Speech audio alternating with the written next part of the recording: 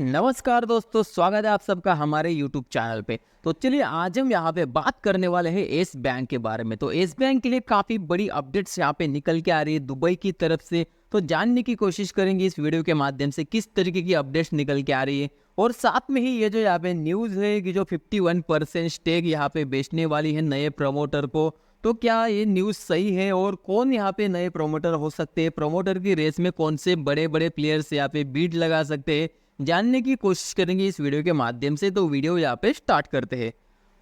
तो दोस्तों यहाँ पे कुछ न्यूज़ इस तरीके से निकल के आ रही है कि दुबई की एक लार्जेस्ट बैंक है जो इस बैंक में 51% जो मेजॉरिटी स्टेक रहता है वो खरीदने का यहाँ पे कोशिश कर रहा है और अच्छा खासा यहाँ पे बीट भी कर सकता है।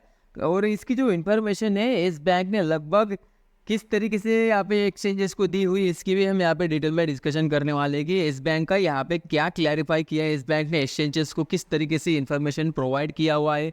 तो ये भी हम यहाँ पे इस वीडियो में जानने वाले हैं। तो सबसे पहले दोस्तों, जैसे कि आप सबको पता है कि आज से कुछ सालों पहले जब येस बैंक आपका कंप्लीटली बैंकरप्ट हो चुका था और डूबने की कगार पे था, तब यहाँ पे एसबीआई ने आके इसको बचा लिया था। तो कहीं ना कहीं अभी एसबीआई का जो लॉक इन पीरियड इस स्टॉक में था 3 साल का, तो वो लॉक इन पीरियड यहाँ पे अभी खत्म होने जा रहा है। लगभग 1 साल पहले ये लॉक इन पीरियड खत्म हो चुका है और अभी कहीं ना कहीं एसबीआई अपना जो स्टेक है, मेजॉरिटी स्टेक 26.30% का जो स्टेक है वो अभी यहाँ पे बेचने का वो ट्राई कर रहे हैं। तो कहीं ना कहीं एक नए प्रमोटर इस बैंक के लिए अभी ढूंढ रहे हैं। तो उस रेस में काफ़ी बड़े बड़े नाम यहाँ पे सामने आ रहे हैं। ऑलरेडी जापान के जो 2 बड़े बैंक्स थे उनके नाम यहाँ पे सामने आ चुके थे और अभी एक काफ़ी बड़ा नाम है दुबई की तरफ से, वो भी यहाँ पे सामने आ चुका है। तो दोस्तों कंप्लीट न्यूज़ यहाँ पे कुछ इस तरीके से निकल के आती है कि दुबई की जो लार्जेस्ट बैंक है NBD national bank of Dubai, वो कहीं ना कहीं यहाँ पे इस बैंक में मेजॉरिटी स्टेक खरीदने के लिए अपना बीड यहाँ पे लगा सकती है। अकॉर्डिंग टू यहाँ पे मीडिया रिपोर्ट्स के अकॉर्डिंगली ये न्यूज़ यहाँ पे बाहर निकल के आई हुई है। और यहाँ पे आप देख सकते हो जैसी ही ये न्यूज़ बाहर आई, स्टॉक आपका लगभग 23 अप्रैल को 5% तक यहाँ पे अपसाइड उसने इंट्राडे में दिखाई दी। और यहाँ पे क्या हुआ, 5% अपसाइड जाने के बाद थोड़ा सा हमें प्रॉफिट बुकिंग भी स्टॉक में देखने को मिला हुआ है। तो कहीं ना कहीं अभी स्टॉक आपका अच्छे खासे रेजिस्टेंस के पास आ चुका है। इसका हम डिटेल में डिस्कशन करेंगे प्राइस एक्शन वाले सेक्शन में, लेकिन अभी पूरा न्यूज़ यहाँ पे कवर कर लेते हैं। अभी देखिए यहाँ पे येस बैंक की तरफ से जो क्लैरिफिकेशन आया है इस न्यूज़ पे, तो येस बैंक ने यहाँ पे क्लियर कट एक्सचेंजेस को बताया हुआ है कि ये बस एक स्पेकुलेटिव है, यहाँ पे ऐसी कुछ ऑफिशियली न्यूज़ नहीं है, ये बस एक अनुमान लगा रहे हैं लोग कि इस तरीके का कुछ हो सकता है। लेकिन अभी हमारे पास ऑफिशियली ऐसा कुछ डिटेल नहीं है जो हम आपको प्रोवाइड कर पाए। तो कहीं ना कहीं अभी ये बस एक अनुमान लगाया जा रहा है कि दुबई की बड़ी बैंक एनबीडी यहाँ पे मेजॉरिटी स्टेक खरीदने के लिए अपना बीड लगा सकती है।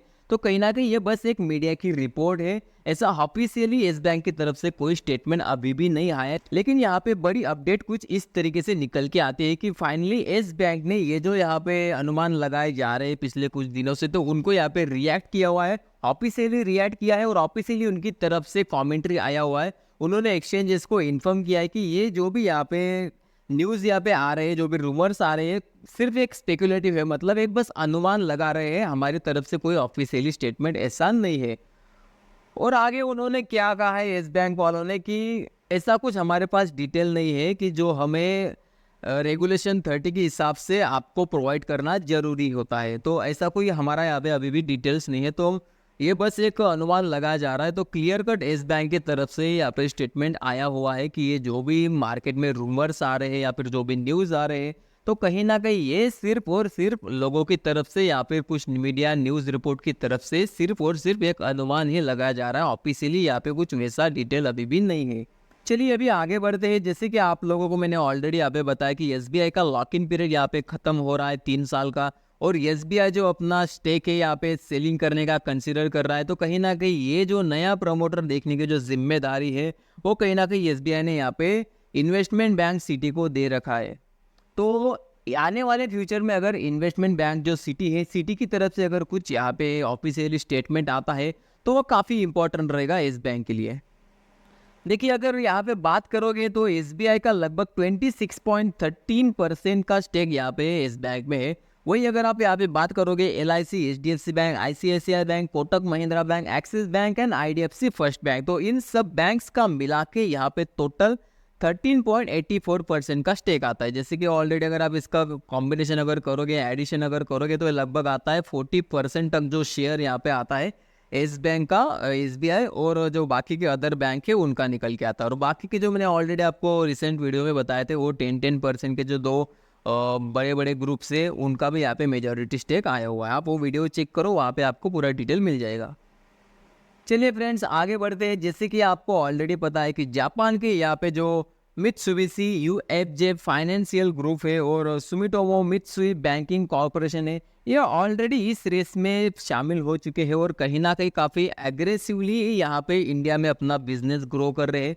तो एस बैंक की ये जो अपॉर्चुनिटी है मेरे हिसाब से यहाँ पे ये लोग जाने नहीं देंगे और काफ़ी बड़े तगड़े प्लेयर्स है। तो एस बैंक का फ्यूचर तो अगर देखा जाए तो जिस तरीके से यहाँ पे प्रमोटर्स लाइन में खड़े हुए हैं, तो आने वाले दिनों में हो सकता है कि येस बैंक आपको अच्छा खासा मुनाफा करते हुए दिख सकता है। कि जो यहाँ पे गिरावट आई हुई है, जो स्टॉक आपका पूरा बैंकरप्ट हो चुका था, तो कहीं ना कहीं यहाँ से हमें उनका बिजनेस ग्रो होने के चांसेस काफ़ी ज़्यादा है। क्योंकि ये जो ग्रुप यहाँ पे आ रहे हैं, अगर किसी भी अच्छे ग्रुप को अगर एक मिल जाता है मेजॉरिटी स्टेक, तो आने वाले दिनों में आई थिंक यहाँ पे एस बैंक आपका अच्छा खासा बिजनेस ग्रो कर सकता है इंडिया में। और जैसे कि ऑलरेडी मैंने आपको बताया, ये जो जापान के जो दो बड़े बड़े बैंक्स है, इनका नेटवर्क अच्छा खासा है यहाँ पे इंडिया में, और वो लोग यहाँ पे इंडिया में मीडियम साइज बिजनेस और जो भी छोटे छोटे बिजनेसेस है उनको टारगेट ज़्यादा कर रहे हैं। तो कहीं ना कहीं इनका जो मेजॉरिटी फोकस है वो छोटे बिजनेस के ऊपर ज़्यादा है। तो चलिए आगे बढ़ते हैं।